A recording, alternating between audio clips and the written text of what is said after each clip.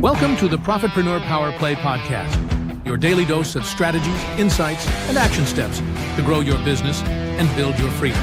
It's time to stop playing small and start making power plays.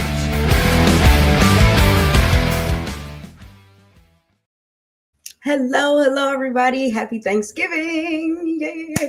All right. So we're not going to keep you long today. We're just going to dive right into it. And of course, we're going to keep in the spirit of everything.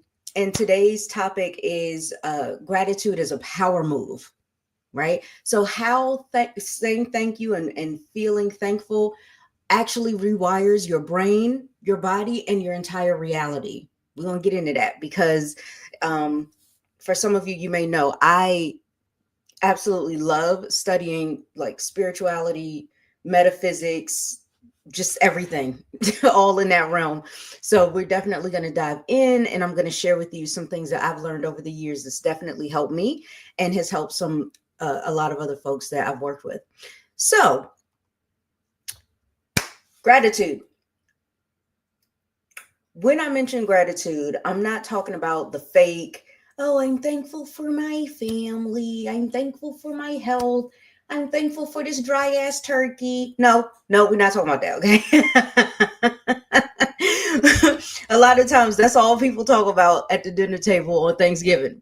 Am I right or am I right? Right?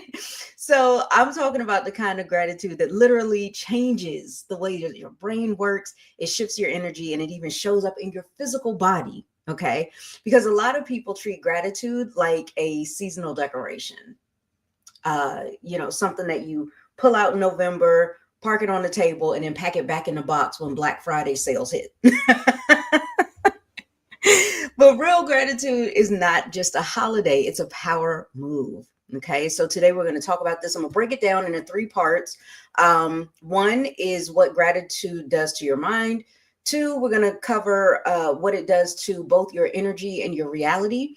And then 3, we're going to talk about what it does to your body. Then I'm going to give you a few simple practices that you can start doing today, preferably before you cut somebody out in the Target parking lot for Black Friday. Okay, so let's start off with the psychology of gratitude. All right, so we're going to start with the mind. When you hear gratitude, you probably think of maybe journaling, some candles and stuff like that, right? Right. The whole write 3 things you're grateful for every night, right? Real cute.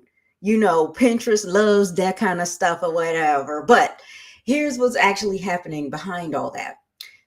Your brain has a little gatekeeper called the Reticular Activating System. Okay. So we're just going to call it RAS. Let's call it RAS. Your friend Raz, so we don't feel like we're in biology class, okay?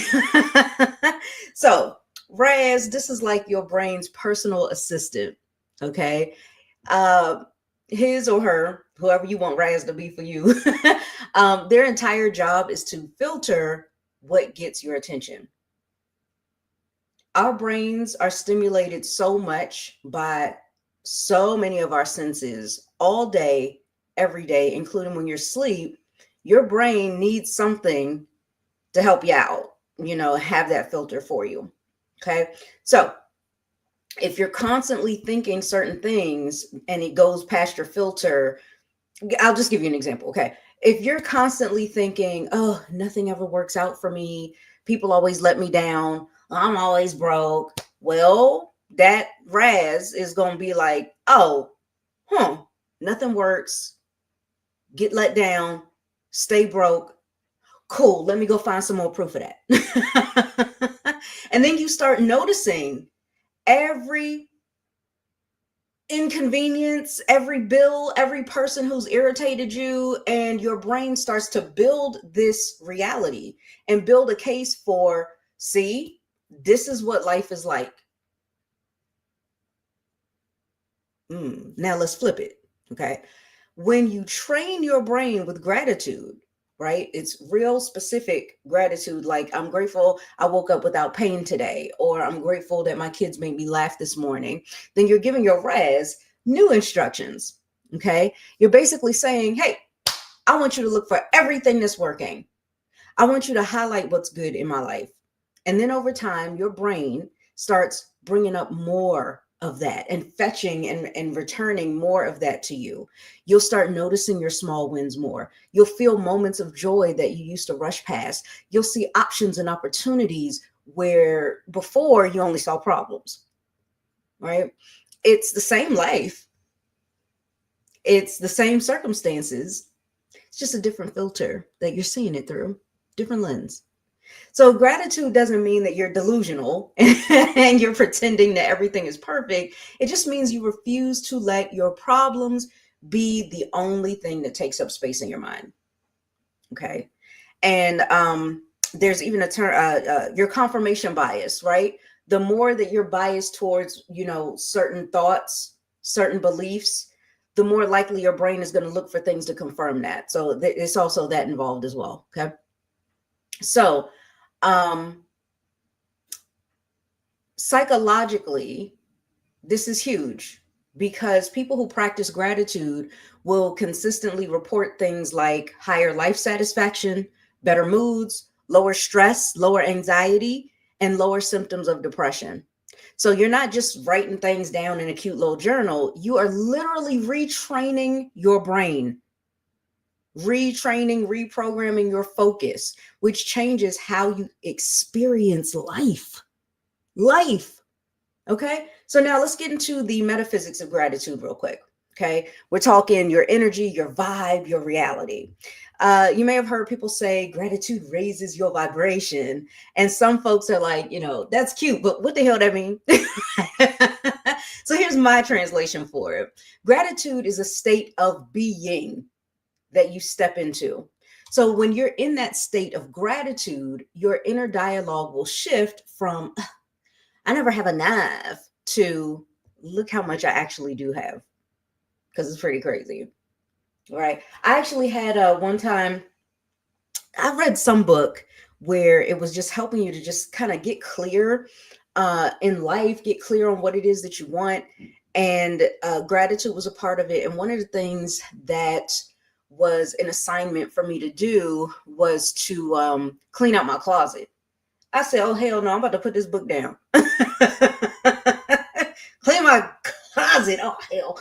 But I did it. And the thing was, we were supposed to get rid of anything that we hadn't worn in the last 6 months, or anything that had a little tatter, or the clothing where you're like, oh, I'm gonna get that fixed later. It's just a little stitch. Get rid of all that, right? Whether you gave it away or tossed it out or whatever, right? Depending on the condition of it. And the objective was not to say, look at all this junk. The objective was to appreciate everything that you have and know that you have so much that you can actually give some things away, or that you have so much that, it's just piling up.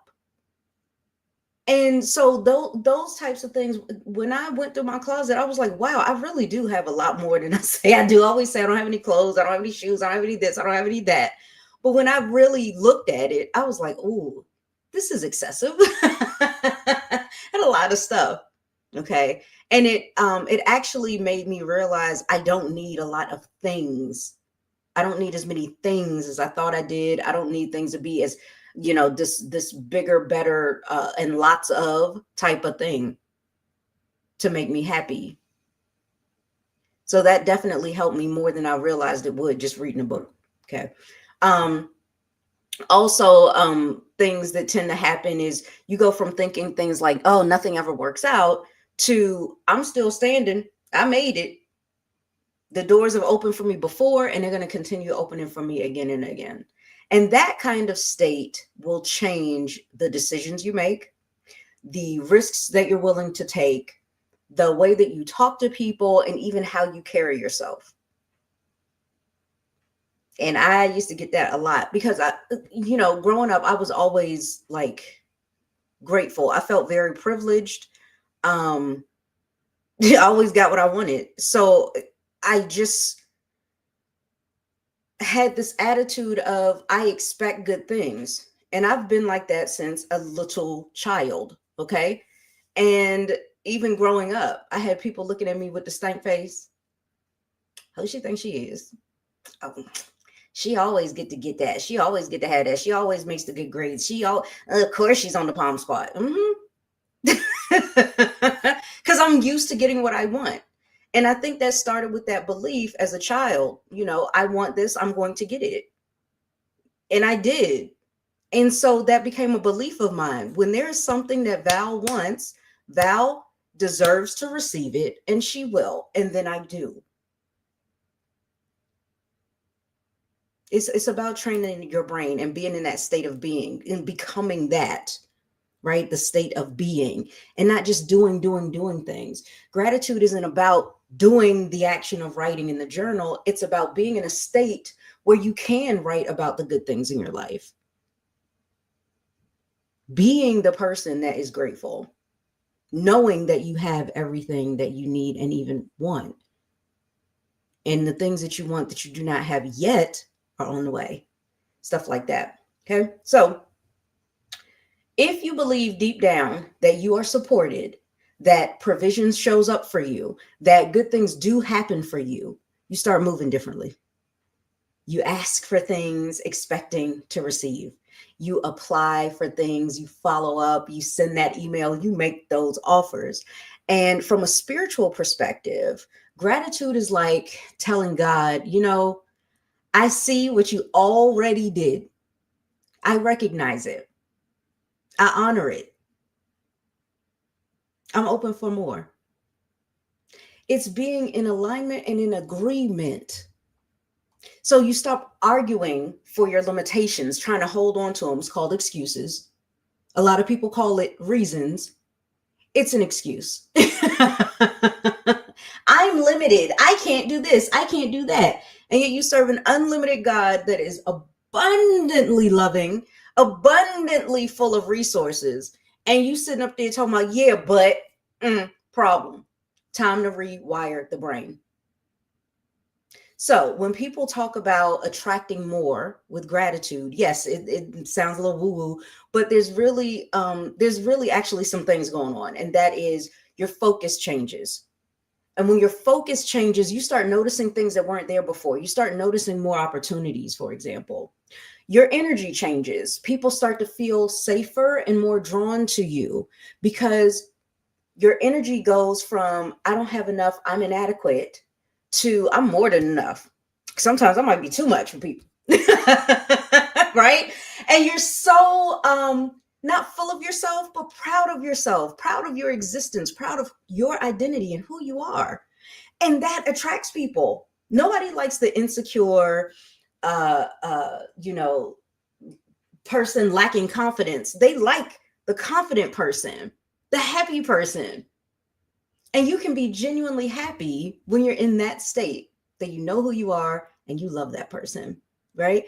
Also, your behavior changes, right? You take actions that create better outcomes. You can literally make better decisions when you practice gratitude. So, does gratitude magically drop money bags and soulmate clients out of the sky? For me, no, but it does create the internal conditions that make those things way more likely. Okay. Gratitude is like turning on the radio and tuning your inner radio from everything sucks FM, right? To things are opening up for me FM. Okay. That station. And the songs that come through on those stations, those are totally different playlists, child. So what kind of music do you want in your life? Okay. All right. So last but not least, let's talk about the physical effects of gratitude. Okay. Because now it's time to bring it all the way down to the body, because this part right here is wild. It's wild. You ready? Okay, here we go. So gratitude isn't just something that you think or you feel, right? Your body actually reacts to it. This is biology here and physiology. When you practice gratitude regularly, your nervous system calms down a little bit. Your stress response chills out a little bit. Your body gets a break from being in constant fight or flight mode. Okay. Chronic stress, that cortisol, it's like having your body stuck on emergency all the time. your heart racing, your muscles all tense, digestion is all off, your sleep is trash. Gratitude is one of those practices that signals safety to your system. Okay. So people who build consistent gratitude often report sleeping better. Shay, I'll be sleeping so good. I have the best sleep schedule ever. I do not use alarm clocks, and yet I wake up at the same time every morning. Within a 30-minute period, I am up. I'm just done sleeping. And I wake up refreshed. I wake up happy and excited to start my day. Like, okay. Anyway, people report sleeping better, feeling less tense, fewer stress headaches, more steady energy instead of crashing and burning, right? Feeling those, little spurt here and then you lose it, right? So I want you to think about the chain reaction here, okay? When you're sleeping better and your stress is lower, you're making better choices when it comes to your food. You're more likely to move your body, right? Which keeps you in shape, right? Keeps you fit. You're more patient with people, which improves relationships. And you're less likely to spiral into that, I'm failing at life narrative. So yeah, gratitude might be cute for the gram, right? But it's also a really accessible way to support not only your mental, but also your physical health. So again, this is not a cure-all. It doesn't replace therapy, okay? It doesn't replace your doctor's visits or medication and none of that, but it is a very powerful, side effect-free habit that supports everything else that you're doing to be well. All right, so I promised you this. Let me toss this at you real quick, and I'm gonna let you get back to your Thanksgiving, child, okay? So let's talk about those simple gratitude practices that you can start today, because I promised I'd give it to you. Now, here I am with the delivery. So let's make this practical. I'm going to give you a few things that you can literally start today in under 5 minutes without buying a single thing. This don't cost you nothing. Love don't cost a thing, apparently. Well, neither does gratitude, okay? So number one, the 3-thing nightly reset, okay? Before you go to bed, write down 3 specific things from today that you're grateful for. And next to each one, write why you're grateful. So instead of, I'm grateful for my family, I want you to make it, I'm grateful my sister called and checked on me today because it reminded me that I'm loved and I'm not alone.